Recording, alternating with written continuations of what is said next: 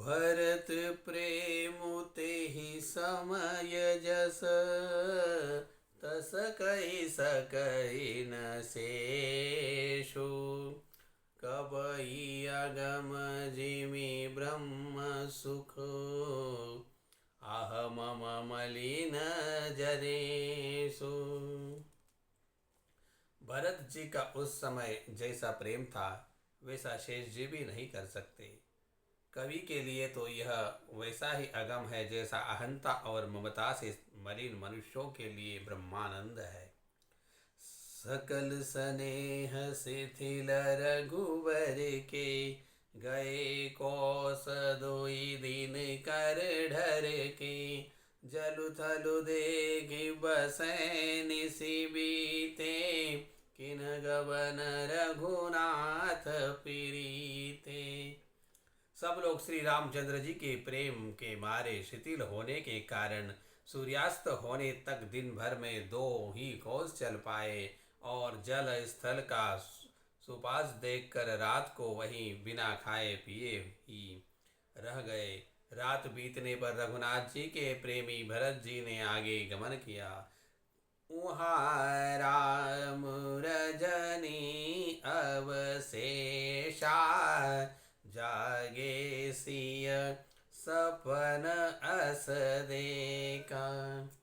सहित समाज भरत जनु आए, नाथ वियोग ताप तन ताए। उधर श्री रामचंद्र जी रात शेष रहते ही जागे। रात को सीता जी ने ऐसा स्वप्न देखा जिसमें वे श्री राम जी को सुनाने लगी, मानो समाज सहित भरत जी यहाँ आए हैं।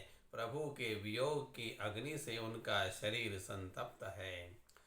सकल मलिन मन दीन दुखारी, देखी सासु अन अनुहारी। सुनि सिया सपन भरे जललोचन, भये सोच बस सोच विष विमोचन। सभी लोग मन में उदास और दुखी है। सासुओं को दूसरी ही सूरत में देखा। सीता जी का स्वप्न सुनकर श्री रामचंद्र जी के नेत्रों में जल भर आया और सबको सोच से छुड़ा देने वाले प्रभु स्वयं लीला से सोच के वश हो गए। लखन सपन यह नीक न होई, लखन सपन यह नीक न होई।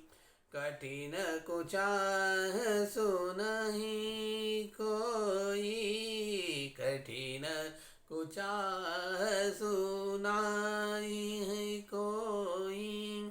अस कहि बंधु समेत नहाने, अस कहि बंधु समेत नहाने। पूजे पुरारी साधु सन्माने, पूजे पुरारी साधु सन्माने।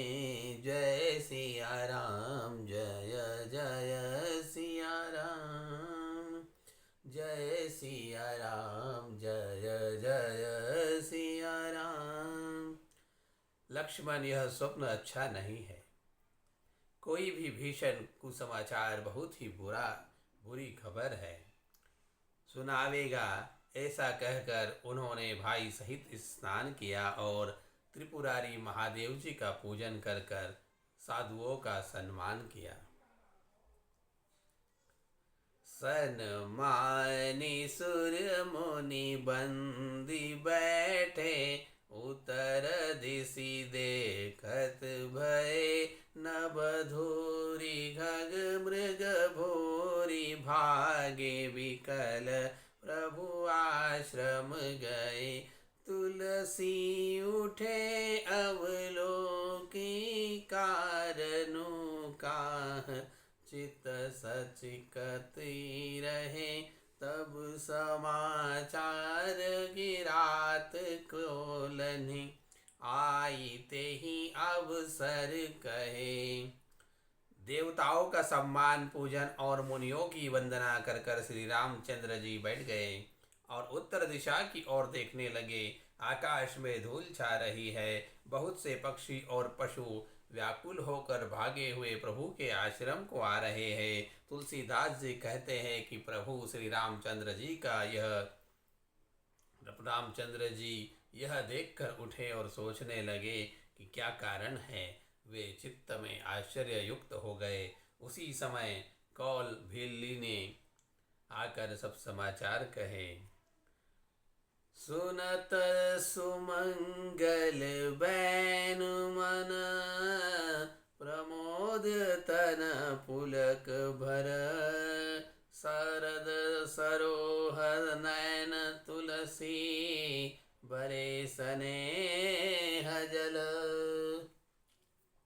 तुलसीदास जी कहते हैं कि सुंदर मंगल वचन सुनते ही श्री रामचंद्र जी के मन में बड़ा आनंद हुआ। शरीर में पुलकावली छा गई और शरद ऋतु के कमल के समान नेत्र प्रेमाश्रुओं से भर गए। बहुरी सोच बस भय सियरवनु, कारण कवन भरत अगवनु, एक आई अस कहाँ बहोरी, सैन संग चतु रंग न थोरी, सो सुनि राम ही भाति सोचू, इत पितु बच इत बंधु सकोचू, भरत सुभाऊ समझी मन माही, प्रभु चित हित क्षिति पावत नाही। यह सुनकर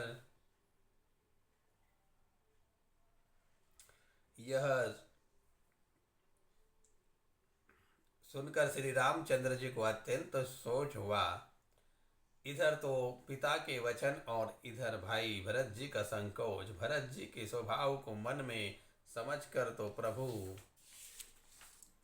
श्री रामचंद्र जी चित्त को ठहराने के लिए कोई स्थान ही नहीं पाते हैं। समाधान तब भाय जाने, भरत कहे महु साधु सयाने, लखन लेखे प्रभु हृदय कभारू, कहत समय सब नीति विचारू, बिनु पूछे कछु कहु गोसाई, सेवक समय न डेटी ठिठाई, तुम सर्वज्ञ शिरोमणि स्वामी, अपनी समुझी कहूँ अनुगामी।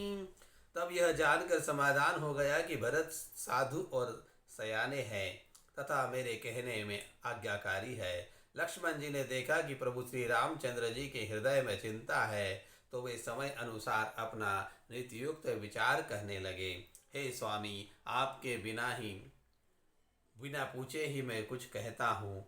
सेवक समय पर ठिठाई करने से ठिऊ नहीं समझ जाता, अर्थात आप पूछे तब मैं कहूँ, ऐसा अवसर नहीं है। इसीलिए यह मेरा कहना ठिठाई नहीं होगा। हे स्वामी, आप सर्वज्ञों में शिरोमणि हैं, सब जानते हैं। मैं सेवक तो अपनी समझ की बात कहता हूँ।